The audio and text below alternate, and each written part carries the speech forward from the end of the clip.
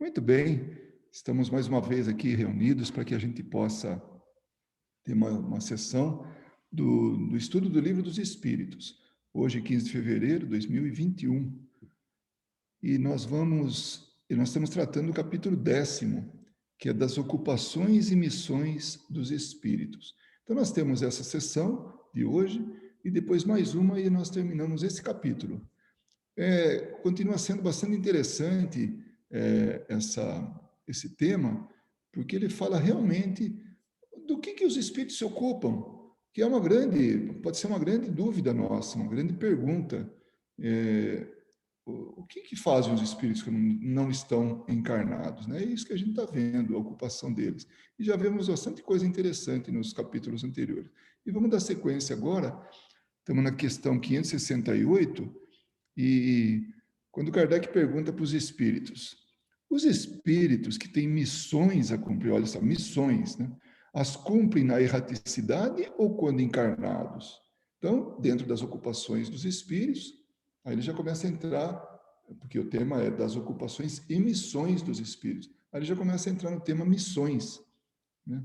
Então, ele quer saber, os espíritos, ou nós espíritos, nós cumprimos nossas missões na erraticidade ou quando encarnados. Erraticidade, somente lembrando, é aquele período que o espírito tem entre uma encarnação e outra, ou quando ele está vivendo, está tendo as suas atividades no plano espiritual, como desencarnado. Então, é assim que chama. Então, a erraticidade não significa erro. O espírito errante não é que está em erro, ele está desencarnado. Ele não está, ele saiu de uma encarnação e agora está no plano espiritual. Nessa situação de estar no plano espiritual, ele está na erraticidade.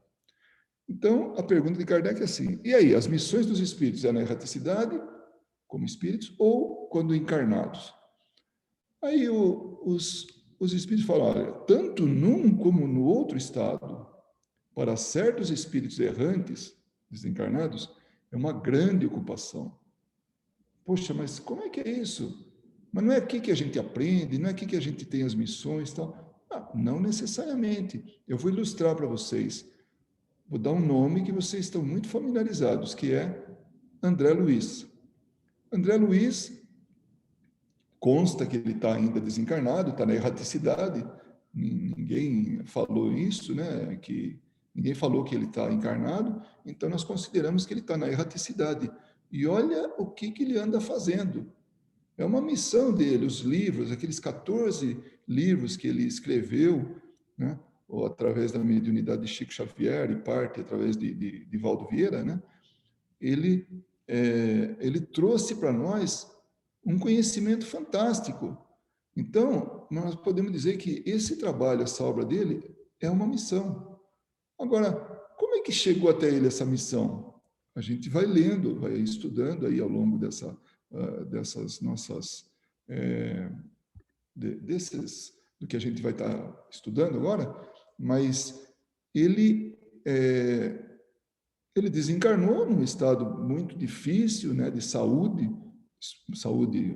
física, que levou para o plano espiritual, para a erraticidade, aqueles sentimentos, tudo por total desconhecimento da vida espiritual. Sofreu durante 8 anos lá, purgando aquelas energias e passando o que ele passou, tudo, até que finalmente ele foi resgatado, foi para o nosso lar, começou a trabalhar, percebe que ele está aprendendo, ele está evoluindo, ele está se ocupando de alguma coisa lá, e aí ele vai e pede a permissão para escrever a experiência dele e nos informar sobre isso. É uma missão. Quanto não se estuda de André Luiz, quanto não se aprende, quantas pessoas não mudaram a sua forma de agir, tudo baseada no que ele escreveu, né? Baseados, né, no que ele escreveu. Percebe? Então, as missões podem tanto ser na erraticidade quanto como encarnado. Vamos dar um outro exemplo, então, agora, só que agora encarnado. Vamos pegar o próprio médium que foi o intermediário dele para escrever o livro, Chico Xavier. A vida dele podemos dizer que foi uma missão, né? Que escreveu aquele tanto de livros, mais de 400 de livros, ali para que pudesse mostrar para a gente a veracidade do que Kardec escreveu, né? Veio comprovando, veio dando exemplo, e veio orientando, e veio dando subsídio para as obras de Kardec, e trouxe para a gente esse conhecimento que até hoje a gente está aí estudando, né? Até hoje não, a gente estuda, né? A gente lê. Então, podemos dizer também que é uma missão. Então, tanto desencarnado, ou seja, na erraticidade, quanto encarnado, os espíritos podem abraçar ou cumprir uma missão. Tá? A questão 569. Os espíritos errantes podem ser encarregados de quais as missões? Aí, os espíritos falam, olha, tem um monte, é impossível descrever o quanto varia o tipo de missões. Então, são tão variadas que seria impossível descrevê-las. Muitas delas, vocês não podem nem compreender. Caramba, a gente não conhece o mecanismo, como é que funciona a Terra, o planeta, como é que ele está, sabe, sendo conduzida a humanidade para que a gente possa chegar naquele estágio de, sabe, humanidade feliz, um planeta onde as pessoas são felizes. Porque a gente sempre fala, é o planeta feliz, o planeta é o físico. Quem está aqui vivendo, né, encarnado, desencarnado, é que é o público-alvo, né, da felicidade, ou daquilo que tem por passar. Então, a gente não conhece tudo isso. E, de novo, vira e mexe, os espíritos falam isso aí, olha, vocês não tem nem como avaliar, não dá para vocês compreenderem ainda. Por quê? Por causa do estágio em que a gente se encontra. Mas nós somos tão inteligentes, olha só, nós desenvolvemos o iPhone, nós fomos até a Lua, nós mandamos uma cápsula, foi parar lá em Marte. Poxa, será que nós não estamos ainda preparados? Nós somos inteligentes. Espera aí, intelectualmente, sim, vocês avançaram muito, mas, vê lá, moralmente nem tanto. Então, nós temos nossas limitações, né? E aí ele segue, né, a resposta. Os espíritos executam as vontades de Deus e não lhes é dado penetrar-lhe todos os desígnios. Então, vamos segurar aí baixar o vapor, vamos ter um pouco de paciência, vamos seguir aprendendo, vamos seguir conhecendo, aí sim nós vamos ter mais informações, mais conhecimento. De novo, sempre eu falo, aquele que tiver, ou aquela que tiver uma dúvida, uma observação para fazer, por favor, é só destravar o microfone e falar, tá bom? Allan Kardec faz uma observação nessa pergunta, né, nesse trecho do livro, do capítulo. As missões dos espíritos têm sempre por objetivo, o bem. Tá vendo? Então, missão está relacionado com o bem. Então, é fazer bem. A missão não é vir aqui exterminar um monte de gente, fazer uma barbaridade. Não, isso não é missão, né? A missão dos espíritos, as missões, tem sempre por objeto o bem. Quer como espíritos, na erraticidade, lá, trabalhando de lá. Bezerra de Menezes está lá trabalhando, está atingindo a gente, está buscando melhorar, está buscando nos fazer melhores, né? Está na erraticidade. Aí pega aqui um espírito que tem o comando, está encarnado, tá? O comando de um país, e está pondo o melhor dele, está procurando ajudar melhor aquele grupo de espíritos que estão sob sua responsabilidade. Então, quer como homens, como encarnados, são encarregados de auxiliar o progresso da humanidade. Então, é uma soma entre espíritos e encarnados, que no fundo é a mesma coisa, né? Somados para que a humanidade progrida. Esse é o objetivo final, né? Então, seja da humanidade, seja dos povos ou dos indivíduos. Tem alguém que tem a missão de ajudar uma única pessoa, tal importância de que essa pessoa seja melhorada, né? Dentro de um círculo de ideias mais ou menos amplas, mais ou menos especiais, e de velar pela execução de determinadas coisas. Essa frase é boa. De velar pela execução de determinadas coisas. Não sabemos o que é isso, mas isso nos leva a pensar, então nós não estamos esquecidos, então a coisa não está à deriva, né? Então não somos uma nau sem rumo, não, porque tem espíritos que estão zelando por isso, velando por isso, para que um rumo seja colocado sempre, sabe, em ordem ali, numa direção, e que a gente siga aquilo. Então, o planeta, que, de novo, não é o físico, né, mas quem está aqui, está seguindo um determinado roteiro, né? Alguns desempenham missões mais restritas e, de certo modo, pessoais ou inteiramente locais, como sejam assistir os enfermos, os agonizantes, os aflitos, velar por aqueles de quem se constituíram guias e protetores, dirigi-los, dando-lhes conselhos ou inspirando-lhes bons pensamentos. Percebem como as missões dos espíritos têm sempre por objeto o bem. Então, tudo que foi lido aqui é para ajudar as pessoas, né? Seja individualmente, ou seja de forma coletiva. Podemos dizer que há tantos gêneros de missões quantas espécies de interesses a resguardar, assim no mundo físico como no mundo moral. O espírito se adianta conforme a maneira como desempenha a sua tarefa.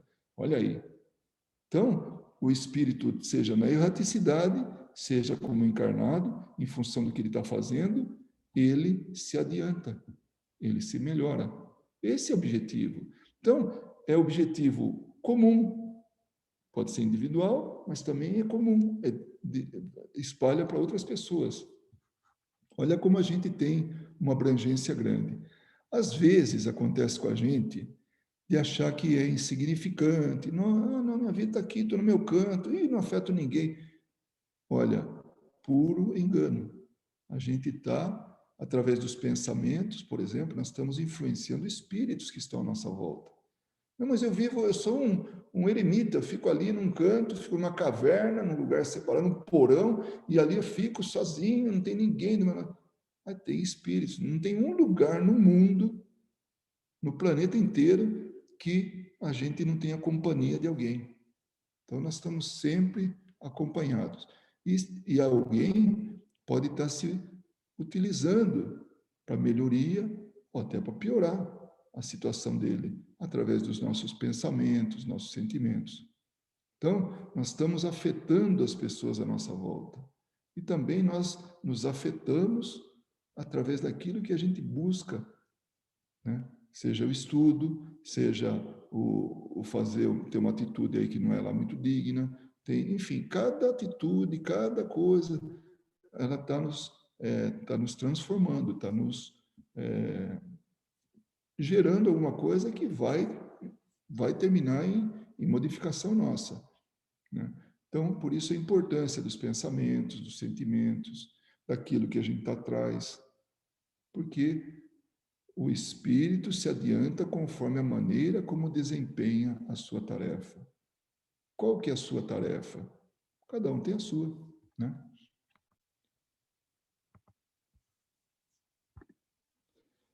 A questão 570 diz o seguinte: os espíritos percebem sempre a finalidade que lhes compete executar? Por que eu estou aqui? Será que eu sei? Será que eu sei da finalidade de eu estar aqui, o que eu tenho que fazer, eu tenho que executar? Aí os espíritos falam, não. Muitos há os que são instrumentos cegos. Não sabem, não é que não sabem, não têm a percepção do que estão fazendo, mas estão sendo instrumentos, como chamam instrumentos cegos. Então, tem um propósito aqui. Agora, tem os outros que sabem muito bem com que fim atuam. Então, nós podemos dizer já, eu ponho a mão no fogo para vocês, tá? Pode ficar tranquilas. Eu tenho certeza que todos nós sabemos por que nós estamos aqui. Eu não tenho dúvida nenhuma disso. Então, nós estamos nesse segundo grupo. Não somos aqueles que estão feito um zumbi aí, vivendo o dia a dia, não sabe porque está aqui, tem até umas revoltas aí embutidas, né? Instrumentos cegos. Nós não pertencemos a esse grupo mais. Se a gente pertence a esse grupo, é melhor a gente parar agora o estudo, porque significa que a gente não aprendeu nada. E olha quanto a gente aprendeu. O fato da gente saber por que a gente está aqui, nossa, é um diferencial enorme. Vai saber quantas encarnações nós levamos ali como instrumentos cegos, né? E assim, vivendo uma vida atrás da outra, e agora nós estamos aqui sabendo porque nós estamos aqui. Eu vejo isso, dando meu depoimento aqui para vocês, como algo fantástico, algo que é um privilégio, não é todo mundo que tem isso. Pega a população inteira, toda ela, rica, pobre, não importa. E nós sabermos o que nós estamos fazendo aqui até o último dia de nossas vidas. Não sabemos quando é que vamos pegar o voo de volta, né? Mas até o último dia, até o último minuto, nós sabemos o que nós temos que fazer aqui. Porque a nossa ocupação, ou missão, que seja como espírito agora encarnado, a gente sabe. Ah, mas peraí, eu não sei que passos são. Não importa. As atitudes têm que estar sempre conforme aquelas que a gente até já sabe, de acordo com o Evangelho, alguma coisa que a gente já aprendeu no Evangelho, alguma coisa que a gente aprendeu com os Espíritos. Aí, a 571. E aí? Só os Espíritos elevados desempenham missões? Olha que interessante agora. Olha como todos nós temos essa capacidade de missionário, né? A importância das missões corresponde às capacidades e à elevação do espírito. Então, significa que eu, na minha pequenez, eu aqui encolhido, porque eu sei minhas limitações, tudo, eu também tenho uma missão? Sim, você tem uma missão. Nem que seja aquela só voltada para você, nem que seja aquela só para cuidar de um familiar seu, nem que seja só para você cuidar, sei lá, de um animal, né? É uma missão. O estafeta, né? O estafeta é aquele mensageiro, o entregador de telegramas, né? Que leva um telegrama ao seu destinatário, aquele que vai receber o telegrama, também desempenha uma perfeita missão, se bem que diferente da de um general. Então, voltando ao começo da resposta, a importância das missões corresponde às capacidades e à elevação do espírito. Se a minha capacidade é de estafeta ainda, de mensageiro, estou feliz, estou fazendo, é o meu limite, é a minha capacidade. Se eu sou um general, se eu sou um estadista, tal, então é a minha grandiosa missão, mas tem tanto valor quanto aquele do estafeta, do mensageiro, porque cada um tem a sua capacidade. Então, com o tempo, o estafeta vai ter a capacidade de ser um general, ou de ser um comandante de uma nação, né? Um administrador de grande porte. Mas agora ele tem que se contentar em ser estafeta. É para aquilo que ele está capacitado, né? Então, os espíritos desempenham suas missões de acordo com suas capacidades e elevação, né, do espírito. A questão 572, a missão de um espírito lhe é imposta ou depende da sua vontade? Quer dizer, ele escolhe, não, agora você vai ser lá, isso, e manda ele para a terra, vai lá. Tá. Aí os espíritos falam, não, ele pede, e se consegue, ele está extremamente feliz. Então, já pensou? Olha, eu vou lá na organização, lá da colônia que eu estou lá, tal, e olha, eu gostaria muito de estar com a minha família, né? E eu gostaria de receber um espírito que foi, sabe, a gente não se deu muito bem ao longo do tempo. Eu posso chamar ele, eu posso ter ele como meu filho naquela família. Eu vou ter 3 filhos, 2 são fantásticos, aqueles que vão colaborar, vão ajudar. Minha esposa também vai ser, se é o contrário, o meu esposo vai ser, todos vão estar muito me auxiliando, né, para poder dar atendimento para aquele espírito, que temos uma diferença com ele, eu em particular. Não, tá bom, acho que você vai ser capaz, tá? Nós vamos também dar uma ajuda muito grande, então vai, né? Pronto, estou feliz. Então, a minha vontade era essa, então depende da minha vontade. Não é imposto. Missão não é imposta, porque a missão ela tem sempre por objetivo algo bom. E aí, a pergunta assim, Kardec era fogo, né? Ele ia fundo, né? Eu acho que os espíritos falaram, mas lá vem ele, quando a gente acha que ele já está satisfeito com tudo que é resposta, ele vem com mais uma pergunta. A mesma missão, veja só, a mesma missão pode ser pedida por muitos espíritos? Sim, é frequente apresentarem-se muitos candidatos, mas nem todos são aceitos. Por que nem todos são aceitos? Quem que tem a capacidade para isso? É esse que vai ser conduzido para isso. Então, não é que, não, me preteriram. Tá? Não é que te preteriram, é que você não estava capacitado para isso. Aguenta firme, se prepara, depois você vem para uma próxima aí, com uma missão correspondente. Então, percebem? Então, pode sim, vários candidatos pedirem pela mesma missão, né? Vamos dar o exemplo que eu acabei de dar, minha família, né? Para poder ajudar aquele espírito, né? Um outro espírito pede a mesma coisa, fala, olha, eu também tenho débito com esse espírito, eu também gostaria de ter essa missão. Vocês me dão? Olha, o Luiz está mais bem preparado, então ele que vai ficar com aquilo. Aguenta firme aí, você vai ter nova oportunidade. Então, percebe? Então, as missões, normalmente, elas são aceitas de acordo com a capacidade. Mas, nesse caso em especial, muito provavelmente, seria aquele outro espírito que teria né, a capacidade, né? Mas, sei lá, nesse caso, digamos que também estamos ali, estou no páreo, né? É um exemplo, tá, pessoal? A 573. Em que consiste a missão dos espíritos encarnados? Olha só, os espíritos já tinham falado isso antes. Aqui. As missões dos espíritos têm sempre por objeto o bem. Praticamente já está respondido. Mas como Kardec sempre, volto a falar, ele era um pedagogo, ele não queria que tivesse dúvidas. Então ele perguntava de um outro jeito, tudo, mas e aí os espíritos davam outra, né, outra a resposta e aí ficava bem claro. Então, em que consiste a missão dos espíritos encarnados?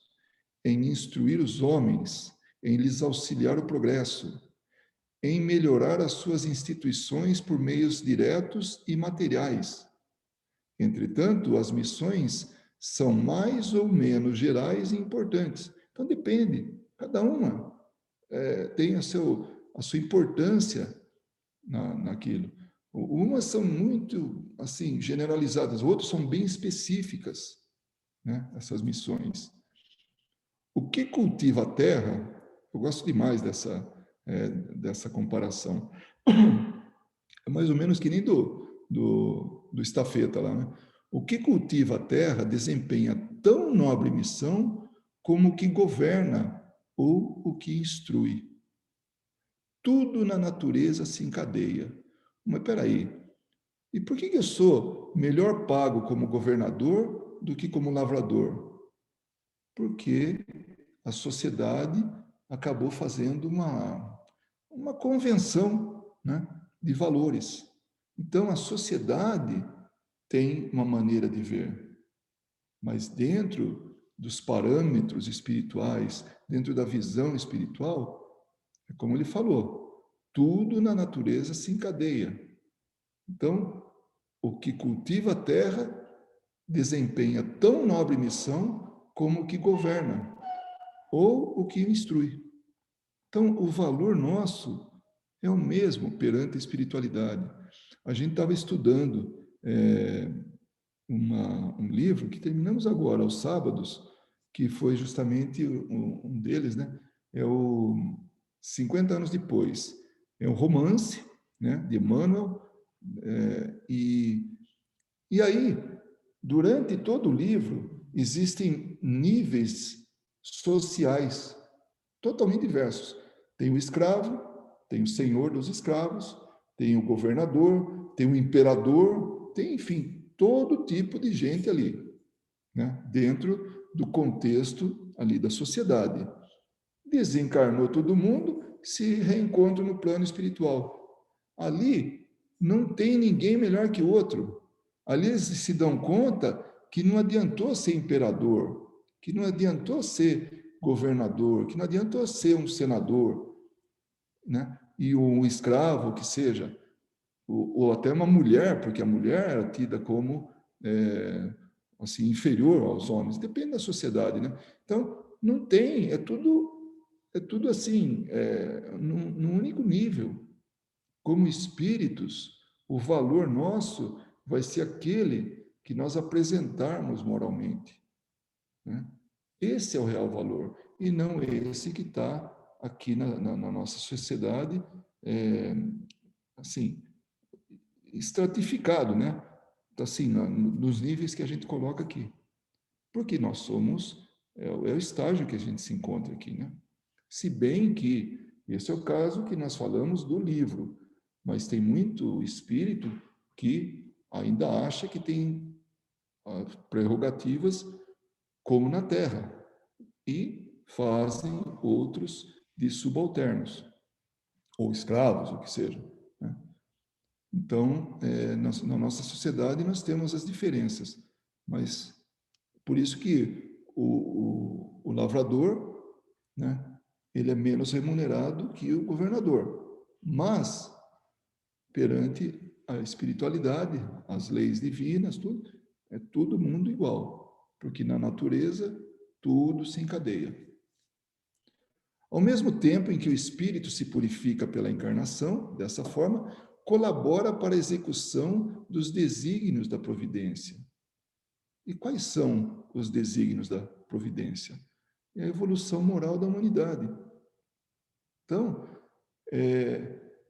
nós estamos ao mesmo tempo cuidando do nosso quintal, do nosso metro quadrado, mas também estamos influenciando na execução dos desígnios da providência, pensando de forma coletiva, mais abrangente. Cada um tem a sua missão nesse mundo, porque todos podem ter alguma utilidade. Olha só, todos nós temos utilidade. Ah, mas peraí, e aquele lá que tem uma utilidade? Oi, Kátia.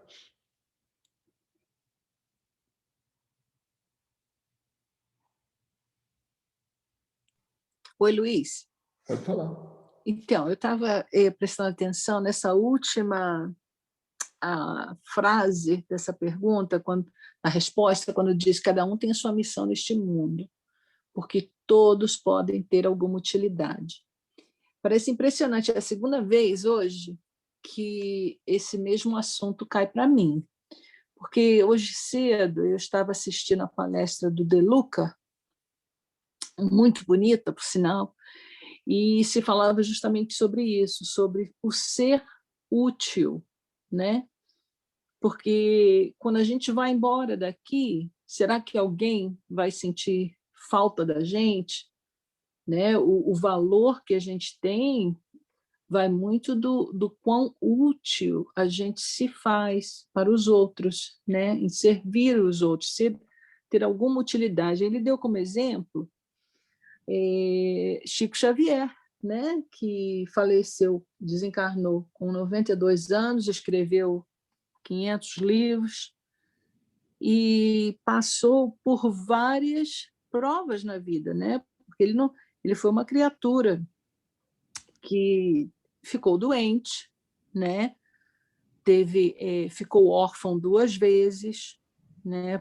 Uma primeira vez com a mãe biológica, que ele perdeu a mãe biológica, Depois, parece que por um tempo foi cuidado pela madrinha, não foi uma experiência muito boa. Depois o pai acabou casando pela segunda vez, e então a madrasta era uma pessoa muito boa, que aceitou o casamento, o pedido de casamento, se o marido trouxesse todos os filhos para morar juntos na mesma casa. Então Chico Xavier veio morar com eles.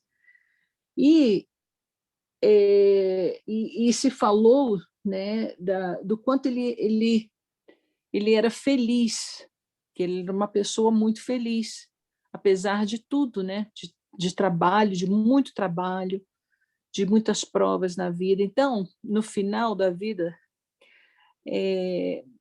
quando ele já estava bem doente, diz que ele perguntou a Emmanuel, né? Ele comentou, né, Emmanuel, puxa vida, eu já não mal ouço a minha própria voz, não consigo ver bem, fico na cama, adoentado e tal. E aí Emmanuel respondeu a ele. Não, aí ele perguntou a Emmanuel, quando é que eu vou desencarnar? E que os espíritos então disseram, não fale sobre isso, porque enquanto você é útil aos outros, você é importante, de muito valor aqui. Então, dizendo até que se você, apesar de tudo, né, se você não pode ver, não pode ouvir, não pode caminhar porque sente dor, não pode se movimentar, se você puder fazer pelo menos uma oração por uma pessoa, já é uma utilidade, você já está sendo útil. E o quão importante isso é, né? Que na hora da partida, a gente precisa se perguntar, eu fui útil? Né? E essa frase, então, cada um tem a sua missão neste mundo, porque todos podem ter alguma utilidade, me fez lembrar, e eu queria só adicionar isso, Uhum. esse comentário de hoje. É uma bela contribuição, realmente, porque já teve um momento que eu pensei assim, deve ter gente que não presta para nada, que ninguém gosta, que ninguém... Porque é tão ruim, que não existe isso. Existe uma mãe por trás disso, existe, sei lá, um irmão, um amigo, tem alguém por trás, tem um animal por trás disso. Todo mundo tem essa utilidade, todo mundo, de alguma maneira, afeta alguém. Não tem como, não tem. Então, essa frase realmente ela tem bastante peso e bastante de verdade, né? Cada um tem a sua missão neste mundo, porque todos podem ter alguma utilidade. Agora, é claro que depende da gente, né? A gente tem, assim, a gente leva muito a sério a lei do mínimo esforço, né? Então, a gente gosta de ficar meio na da gente, né? Não,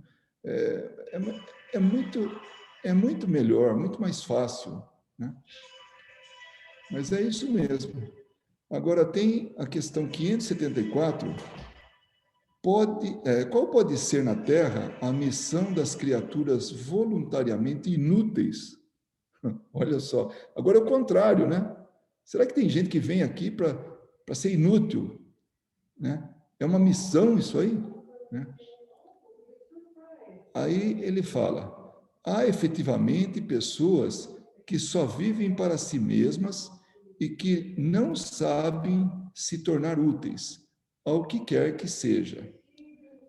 São pobres seres dignos de compaixão, pois espiarão duramente sua voluntária inutilidade, começando-lhe muitas vezes, já neste mundo, o castigo pelo aborrecimento e pelo desgosto que lhes causa.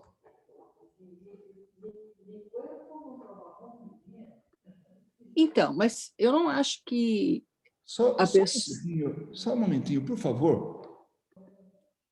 Então, eu ia dizer o seguinte, eu acho, né, eu penso que ninguém vem com a missão de ser inútil, né?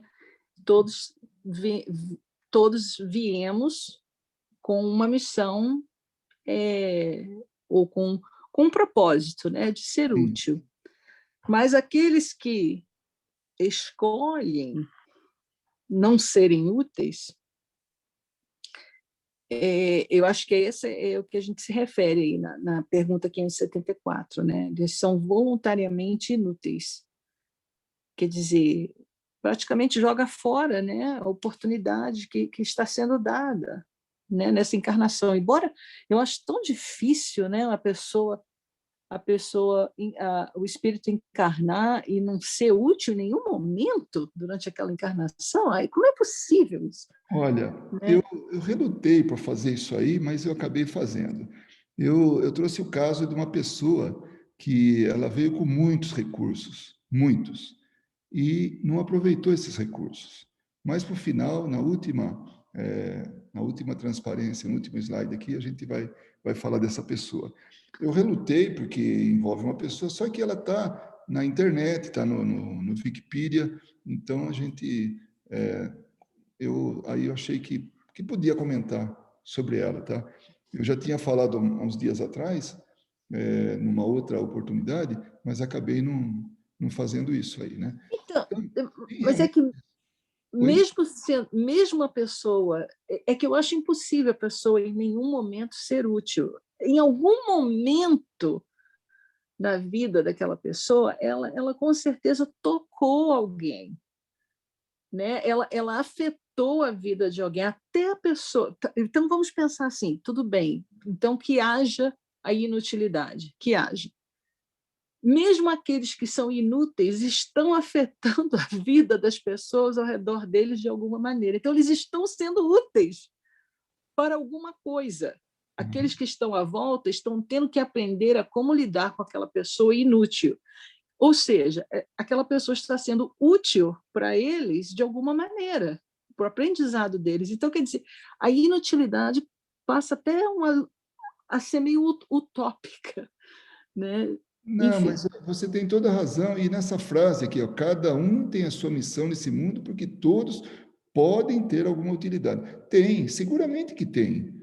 Agora, a colocação aí é assim, a pessoa vir para fazer todo o esforço voluntariamente para ser inútil, para não afetar ninguém. Não tem jeito. Como a questão anterior, aqui em 73, fala isso aí, né? Esse caso que eu vou citar, eu vou até falar o que eu acho que é uma das grandes utilidades.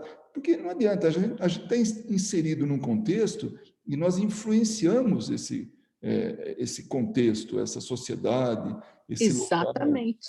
Nós temos, Exatamente. realmente, isso sim. É. Mas aí, Kátia, a colocação é mais assim, sabe, tem como ser inútil? Eu posso vir aqui para ser inútil, eu desisti de tudo, quero ser inútil. Não tem, realmente não tem, né? Então, É até engraçado ouvir isso. Eu vim aqui para ser inútil. agora, olha a resposta. São pobres seres dignos de compaixão, pois espiarão duramente sua voluntária inutilidade, começando-lhe muitas vezes, já neste mundo, o castigo pelo aborrecimento e pelo desgosto que a vida lhes causa. Então, também, de novo, vamos usar isso aí, vamos manter em mente essa resposta, porque no exemplo que eu vou dar, nós vamos falar sobre isso também, tá? Ainda nessa questão 574A, né, ela deriva dessa aí. Já que eles tinham direito à escolha, por que preferiram uma existência que não lhes traria nenhum proveito? Veja bem, vamos entender essa pergunta até para usar naquele exemplo. A pessoa pode vir riquíssima, né? Então ela veio, e aí, o que ela faz com isso, com toda essa riqueza? Ela vai tirar algum proveito disso, espiritualmente falando, moralmente falando, tá? Ou ela não vai tirar proveito nenhum para ela e vai utilizar toda essa riqueza até para arrumar encrenca para a próxima encarnação, ou para as próximas encarnações, né? Aí os espíritos falam, entre os espíritos também há preguiçosos que recuam diante de uma vida de trabalho. A lei do mínimo esforço que a gente falou. Tem gente que não suporta isso, não atende isso, né? Então, Deus consente que assim procedam. Por quê? É o livre-arbítrio. Deus nunca vai dizer o que a gente tem e o que não tem que fazer. Voltando a lembrar que quando Deus fala com a gente, quando faz isso, faz aquilo, é através das leis morais, tá? Não é que ele fica lá sentado e, ei, você aí, você e aquele lá. Não, são através das leis dele. Então, através disso, ou por isso que os Espíritos falam, Deus consente que assim procedam. É uma lei, é uma regra.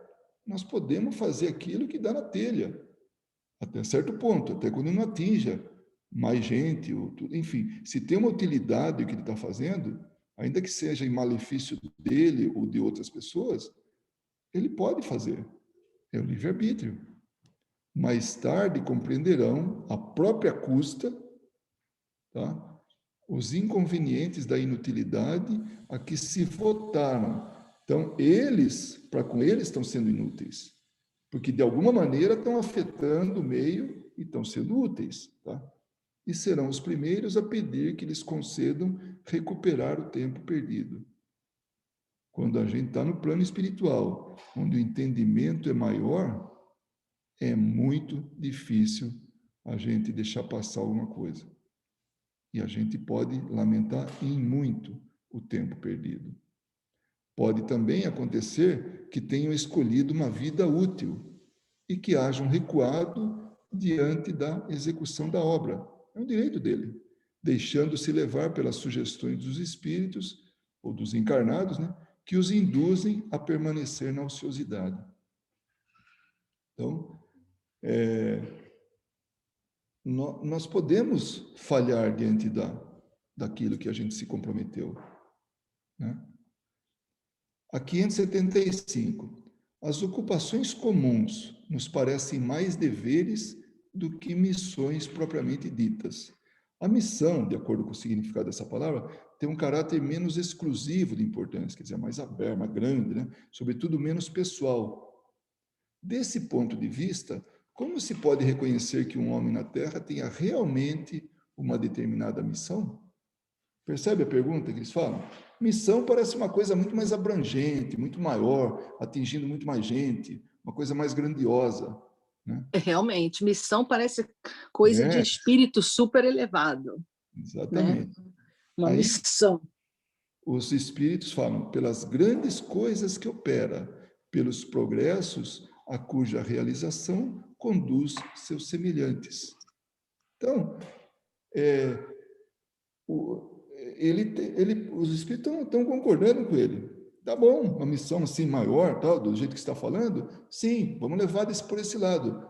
E lembra então que ele vai atingir muito mais gente, vai alavancar muito mais progresso, né? Realizar muito mais coisas, né? A pergunta próxima é 576.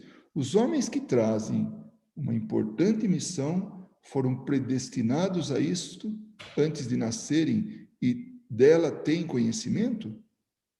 De novo, Kardec fala, escuta, ele vai esquecer da missão dele ou ele vai lembrar disso? Quando é grande a missão, né? Importante. Aí os espíritos falam, olha, algumas vezes sim, porém quase sempre desconhece essa missão. Caramba, então quer dizer que George Washington veio aqui e não sabia o que ele ia fazer aqui? Ele veio, não sei, pode ser que sim, pode ser que não, né? Baixando a terra, visam um vago objetivo. Então está ali meio, né, inconsciente, está ali se formando, tem uma impressão, tem uma ideia, né? Depois do nascimento e de acordo com as circunstâncias, é que suas missões se lhes desenham às vistas. Aí começa, poxa, eu tenho um desejo muito grande de fazer isso, eu quero fazer. Não, quero construir uma escola, um hospital, não, tem que fazer isso. Mas de onde que veio isso? Inconscientemente, aquilo foi cada vez mais tomando vulto, né? Tomando forma. E ele vai e se dedica a isso. Deus os conduz para a senda onde devam executar-lhe os desígnios. Então, de novo, as leis de Deus são aquelas do progresso, né, da felicidade. Então, os espíritos que estão trabalhando para ele estão conduzindo, estão ali, ajudando, lembrando. Às vezes eu penso assim aquilo eu acho que é um caso de missão, tá? De ser missionário. Como é que é o nome dele? É o Wagner Moura, lá da Fraternidade Sem Fronteiras. Ele começou sem nada, ele tinha aquilo na cabeça, ele queria ajudar os, os africanos, porque ele achava que tinha uma dívida, o Brasil tinha uma dívida para com os negros africanos, por conta da escravatura, né? Aí ele foi para lá e as coisas foram acontecendo. Então ficou cada vez mais patente, ele encontrou com as pessoas certas, foi indo, quem conhece a história dele sabe. Ele chegou lá, não sabia de nada, estava andando na rua. Aí conversando, escutou sobre uma pessoa que cuidava lá, foi lá e foi ver essa pessoa. Ah, eu estou indo para tal lugar, vamos lá. Foi, acabou indo para Moçambique. Então, as coisas foram acontecendo. Então é isso, Deus os conduz para a senda onde devam executar-lhe os desígnios de Deus, né? Então, oi, pode falar. Então, hoje eu estou falando muito, mas é que eu lembrei... Olha, se ninguém pediu para você ficar quieta, continue, tá bom? Porque isso aí é outra coisa que eu pensei, isso aí realmente vem de encontro ao que a gente sempre fala, né? E isso diz muito para a gente que está fora do Brasil e que se pergunta, puxa vida, por que eu estou tão longe? Por que eu estou num país totalmente diferente? Mas é que a gente sempre está onde a gente tem que estar, com as pessoas que a gente precisa estar, no meio em que a gente precisa estar, para poder executar aquilo que a gente um dia prometeu executar, né?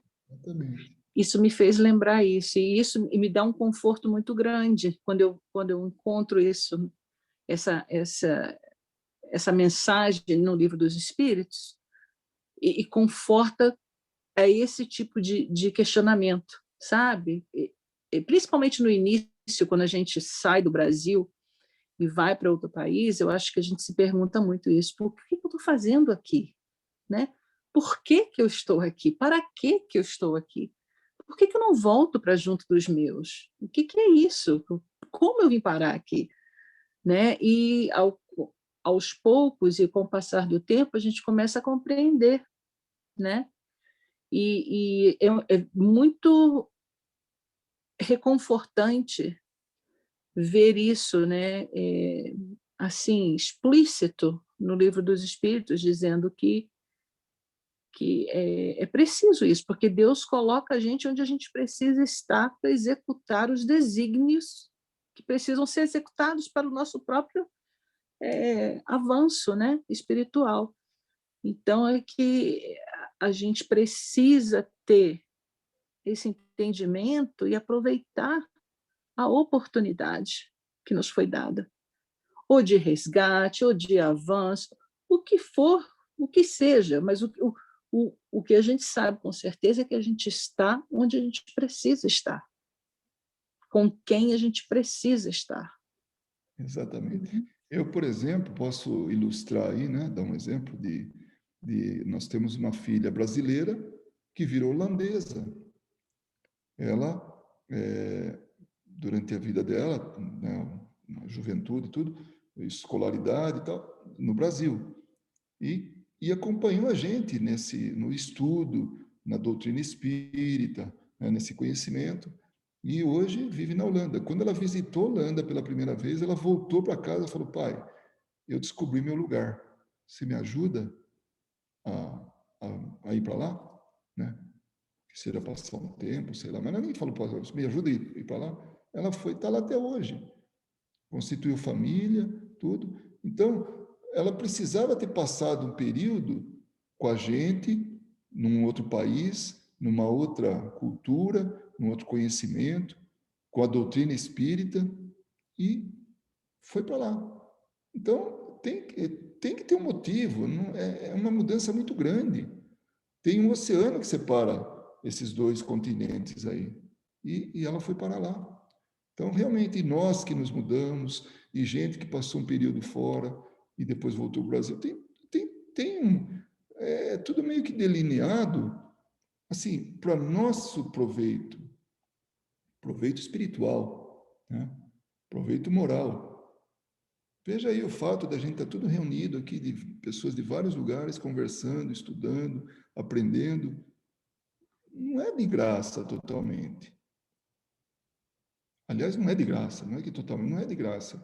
Nós temos um propósito por trás disso. Às vezes a gente contata pessoas, por exemplo, aqui no grupo, né? Que você conhece bem, Kátia. Nós temos, outros também conhecem e tal, mas estou dando exemplo aí, né? Me referindo a você. Gente que começou a estudar, trabalhar mediunicamente com a gente, que já não estão com a gente aqui em Las Vegas. Nem eram daqui, mas vieram parar aqui e foi para outros lugares. Então, teve um propósito ela passar por aqui, conhecer a gente, conhecer a doutrina, ter uma experiência mediúnica, né? E saíram. Eu estou falando isso porque realmente todos que saíram, passaram por aqui, tiveram, coincidentemente, né, ou não, tiveram essa experiência mediúnica, trabalhos mediúnicos. Mas, acima de tudo, o estudo. Então, hoje, seguem trabalhando, seguem estudando, estão em outros lugares. Então, realmente tem a sua utilidade, o seu propósito, e Deus está conduzindo a gente. De novo, hein? Deus através das suas leis. Tá bom? Esse é o exemplo que eu tinha falado para vocês. Tem um Só um senhor momento. chamado...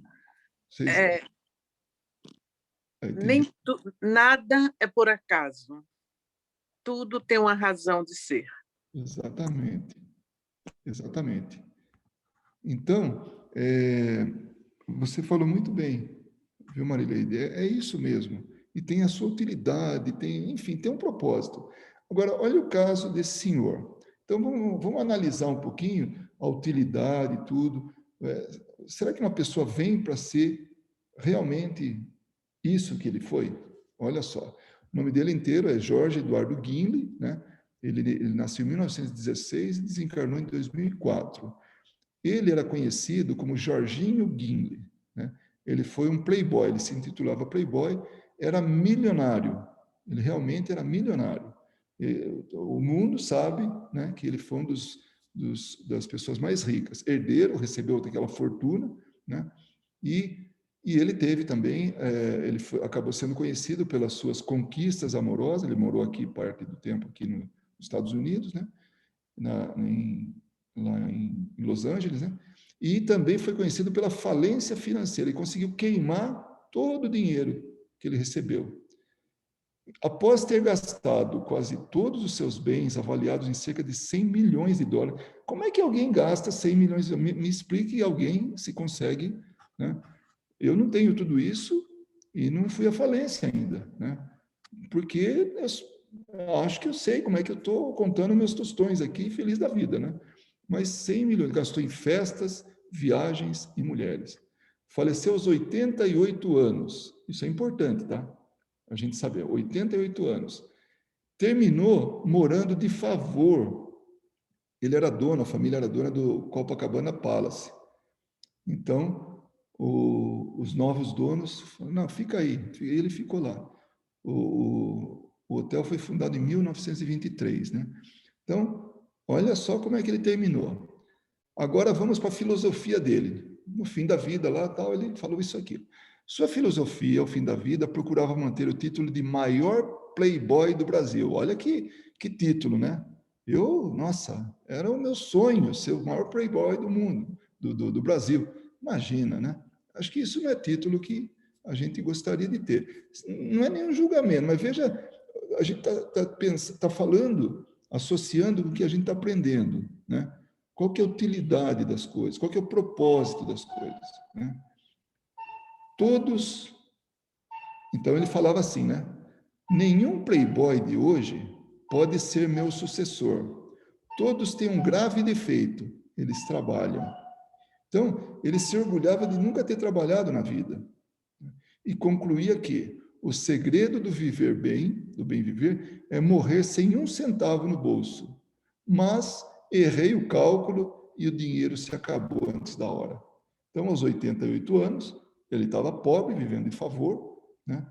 Sem nenhum tostão e tal, estava lá. E, como ele mesmo falou, né? Errei no cálculo. Eu, né, não sabia que ia viver tanto tempo assim. Devia ter gastado um pouco mais com parcimônia para poder chegar até os 88 anos sem um tostão, mas aí já não tinha mais vida pela frente. Então, vocês percebem que é um quadro assim de o que uma pessoa poderia fazer com 100 milhões de dólares? O quanto que ela poderia produzir? O quanto de benefício ela podia ter feito espalhando? Mas, Luiz, a gente não sabe como ele gastou esse dinheiro com as mulheres, por exemplo. Será que ele não ajudou algumas mulheres? A gente não sabe. Eu ia falar isso aí, que ele fez a utilidade, e aí entra naquilo que a gente está falando. A grande utilidade dele foi tirar das mãos de uma pessoa somente 100 milhões de dólares e espalhar na mão de um monte de gente, rico, pobre, porque o dinheiro ele só tem valor quando ele está sendo útil para as pessoas. Ele parado, ele está estagnado. Aquilo é que nem água parada. Cheira mal com o tempo. Não tem uso, é uma energia que está ali parada. Então, o que ele fez de grande utilidade, que eu ia fazer esse comentário, era espalhar essa fortuna na mão de muita gente. Então, pois é, ele com certeza afetou a vida de algumas pessoas. E a gente Kátia, não sabe como. Né? Kátia, tem um filme sobre ele. Tem. É mesmo? Tem. É um filme de uns 2 ou 3 anos atrás. Como é que é mesmo? Só o dinheiro importa? Não, um negócio assim. Como é que é? Não, deixa eu ver aqui. Que começa até com cifrão, o só. É um Não, cifrão. Jorginho Guiller, Só se vive uma vez. Só se vive uma vez. Então, vocês percebem a visão, e aí nós vamos comparar com aquele primeiro comentário que eu fiz. O que nós já sabemos? A gente sabe que não vive uma vez só. Olha só que coisa, assim, que valor que nós já podemos ter em nossas mãos. A gente sabe que não vive uma vez só. E que a gente tem que preparar para as próximas vidas. Sim? Mesmo entre quotation marks, né? Mesmo na inutilidade, ele foi útil de alguma maneira. Né? Eu fico imaginando essas pessoas que foram afetadas pelo dinheiro que ele gastou com elas.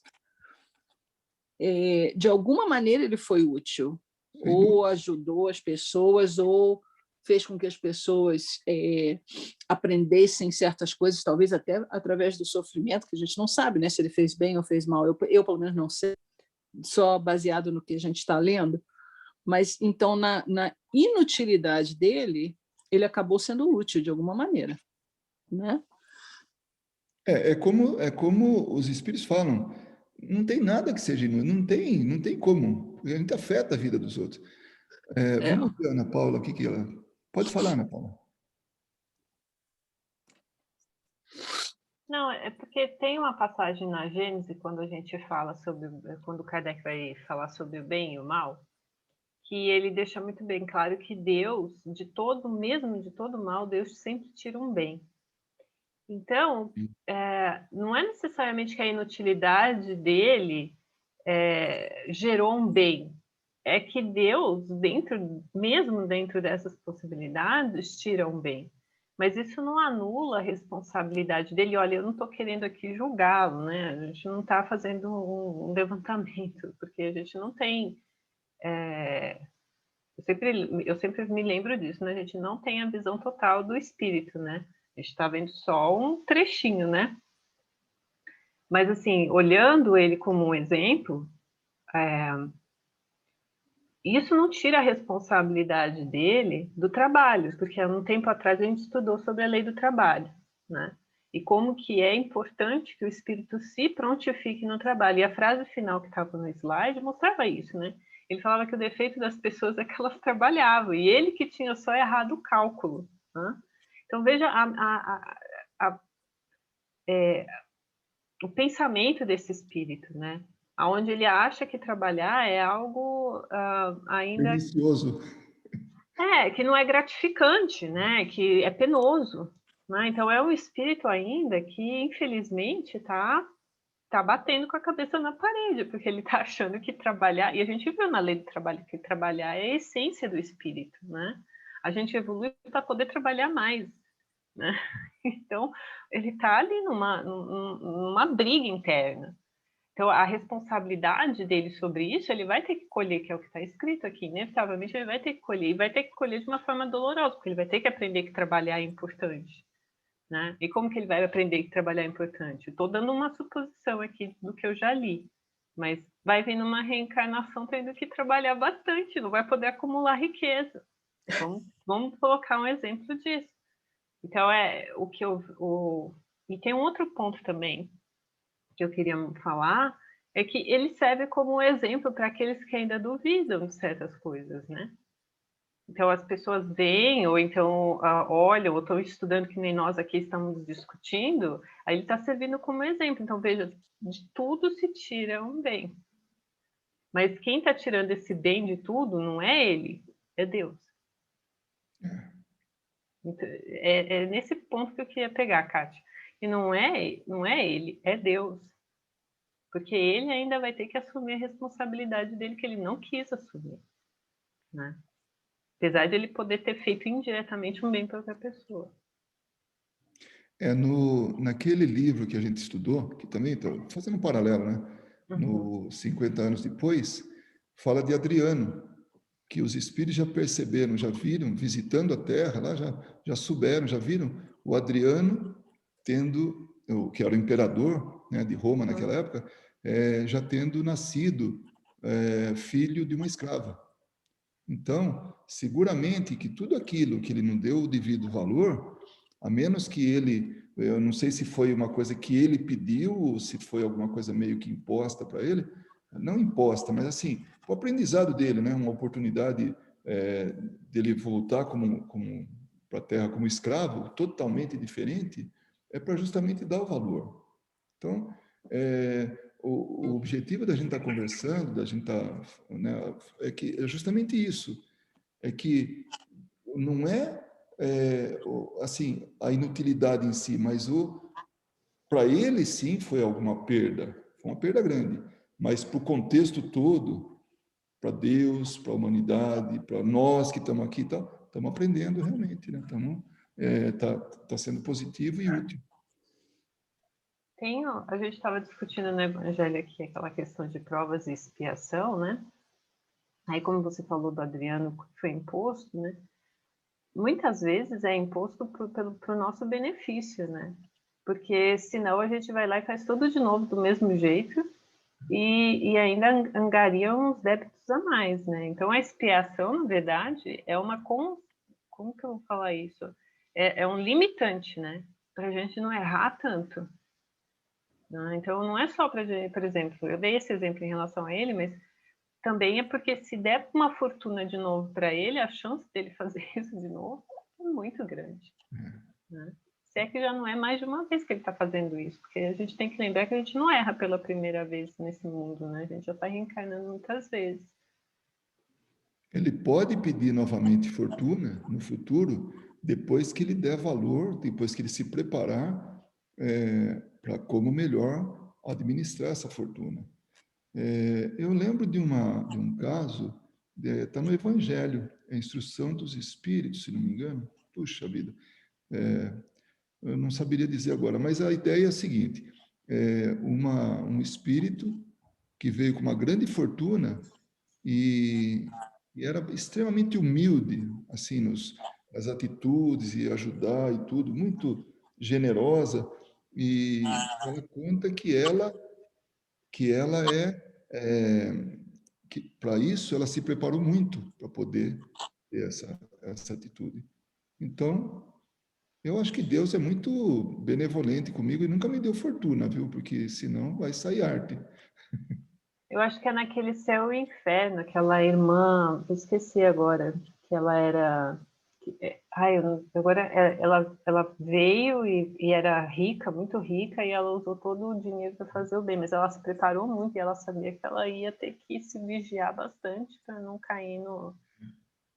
Porque a riqueza, ela fala que a riqueza te traz muito conforto, então quando traz muito conforto, você tem a tendência de ficar parado. Bom, a gente já com pouco, a gente já fica. Imagina se tivesse muito.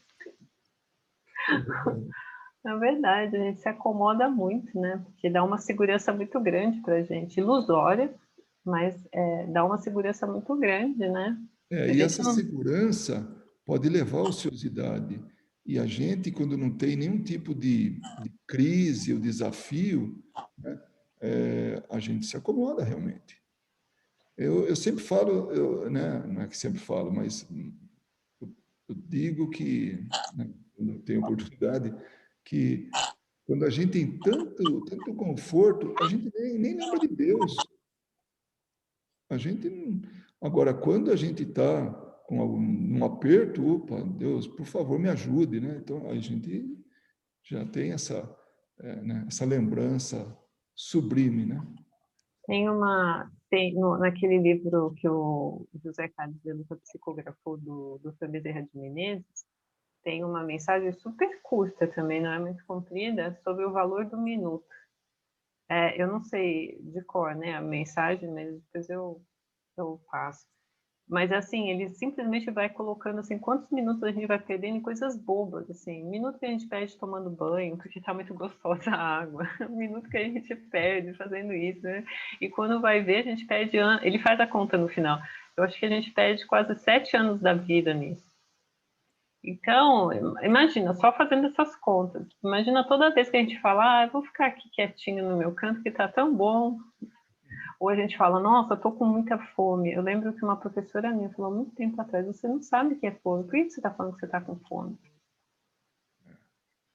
Então, assim, a prova da riqueza, ela é uma prova muito difícil mesmo. Por isso que Jesus falava, né? Mais fácil passar um camelo no buraco da agulha, né? Do que passar um rico, né? No reino dos céus. Porque a gente gosta, né? De ficar ocioso. Nem sempre, sabe, Paula? Eu conheci um homem milionário. Rico é uma coisa, milionário é outra, né? Então, ele era dono de vários hotéis lá em Hawaii, no Havaí, e ele foi uma das pessoas mais lindas que eu conheci, porque ele, 2 vezes ao ano, ele ia para os países mais pobres que existiam no mundo, exatamente para fazer doações. E uma das coisas que me chamava a atenção, ele dizia, eu acho ridículo eu ir de primeira classe matar a fome das pessoas. Ele ia exatamente no avião comum, assim, eu achava que... E ele era milionário, ele não precisava nem pensar nos pobres do mundo, sabe? Então, nem sempre eu não concordo com essa frase, passar um rico no rei. Eu acho que isso é uma metáfora que não combina, sabe? Porque, nossa, esse homem, para mim, foi uma das pessoas que eu mais admirei agora, nesses últimos anos que eu conheci aqui nos Estados Unidos. Mas, assim, sabe o que eu acho? Eu acho que toda regra tem sua exceção. E essa é uma grande exceção da regra. Porque se fosse a regra, Marilene, a gente não teria tanta desigualdade social no mundo, né? Tenho que concordar com você. É verdade. A gente não teria tantas pessoas famintas, a gente não teria essa luta insana por uma vacina, a gente não teria um monte de coisa. Por quê? Porque é só a gente dividir mais igualmente o que a gente tem. E assim, eu falo por mim, a gente tem uma dificuldade muito grande de dividir o nosso com o outro, né? Se chegassem uma pessoa na minha porta e falasse assim, vamos dividir, eu ia ficar meio assim, né, de dividir. A gente até faz caridade, mas a gente não tira o pedaço do pão, né? A gente faz sempre aquilo que sobrou, sempre aquilo que você não quer mais. Você tira do guarda-roupa aquilo que você não quer mais e dá para os pobres, mas você não tira aquele seu melhor vestido, que você gosta, não é verdade? Lembra daquele... desculpa se eu estou excedendo um pouco, mas... lembra daquela passagem no Evangelho sobre a viúva que vai lá e dá o que ela não podia dar? E Jesus fala assim, que ela que está fazendo a verdadeira caridade, não os outros que estão dando o seu excesso. O óbolo, Então, o óbolo da viúva, né? Isso. Então, é bem assim. Tem também aquela passagem daquela senhora que ensina a neta a costurar, né? Para poder fazer a caridade, né? Para ela doar o tempo dela. Não é só dinheiro também, né? Mas é o nosso tempo. A gente não quer, às vezes, nem dar o nosso tempo. Então, é nesse ponto que eu acho. Eu acho que ele era uma recessão. Era mesmo, porque a última vez que ele esteve na África, ele pegou uma doença tão violenta e morreu. Mas e deixou no testamento dele metade do que ele tinha muitos hotéis, metade ele deixou para os filhos e a outra metade para as caridades que ele fazia.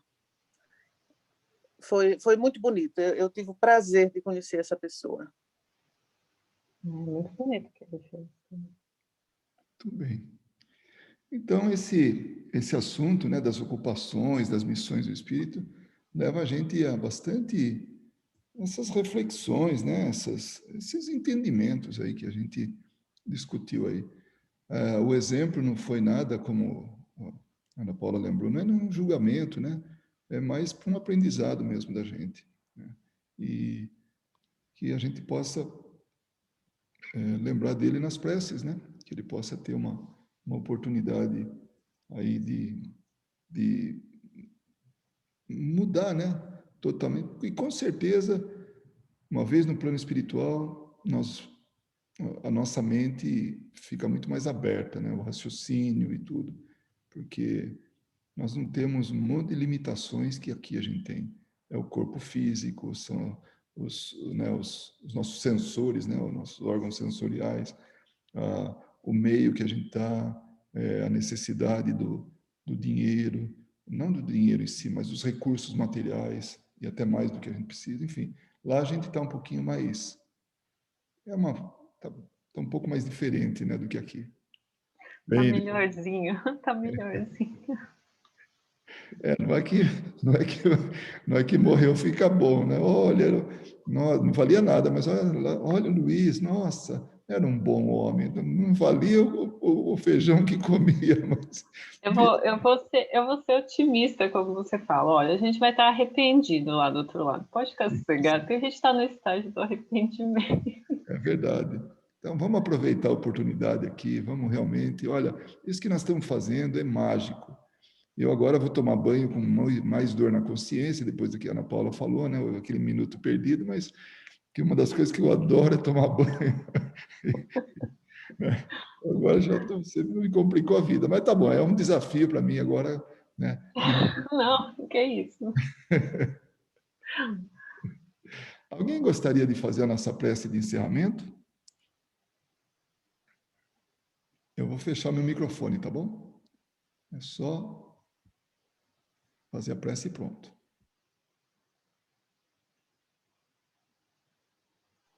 Marileide ou a Cris não querem fazer, não? Falou exatamente quem faz preces bonitas.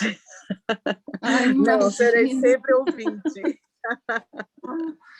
Imagina. Bom, então vou aqui, humildemente, tentar fazer minha oração aqui junto com vocês, tá? Querido amigo, Mestre Jesus, obrigada por mais uma oportunidade de reunião com os nossos queridos, encarnados e desencarnados, aprendendo juntos o Evangelho do Mestre. Agradecemos a presença dos nossos irmãos superiores, guardando a vibração das nossas conversas, dos nossos estudos, nos orientando para que conversemos sobre o que é preciso ser ouvido. Agradecemos ao Pai maior em nome de Jesus, pela oportunidade tão graciosa, tão maravilhosa da vida, que nos concede a oportunidade do avanço espiritual. Que possamos estar sempre conscientizados da necessidade de sermos úteis uns aos outros, para que juntos possamos avançar no caminho do progresso espiritual. Que possamos ter um pouco da gratidão tão grande, do amor tão grande de Jesus por nós, que possamos pelo menos sentir um pouquinho desse amor uns pelos outros, para que de mãos dadas possamos então caminhar juntos, crescermos juntos, nos ajudando mutuamente, sendo úteis uns aos outros. Obrigada, Senhor, pela vida de cada um de nós, pelas oportunidades que nós temos. É com imensa gratidão e felicidade que agradecemos pelas nossas vidas, pois entendemos hoje que temos o que precisamos ter, os recursos que precisamos ter para atingir as metas, aquelas quais um dia nos comprometemos a atingir. Dai-nos forças, ó Pai amado, e coragem, para que não desviemos nunca das nossas promessas a Ti. Dai-nos forças, meu Deus. Que essa noite, ao adormecer, quando fecharmos nossos olhos, que possamos ainda assim e mais ser úteis durante o sono do corpo, quando podemos então mais livremente colaborar no mundo espiritual. Obrigada, Senhor, por tanto amor e compreensão para conosco. É com alegria que esperamos pelo próximo encontro, para que possamos juntos aprender ainda mais.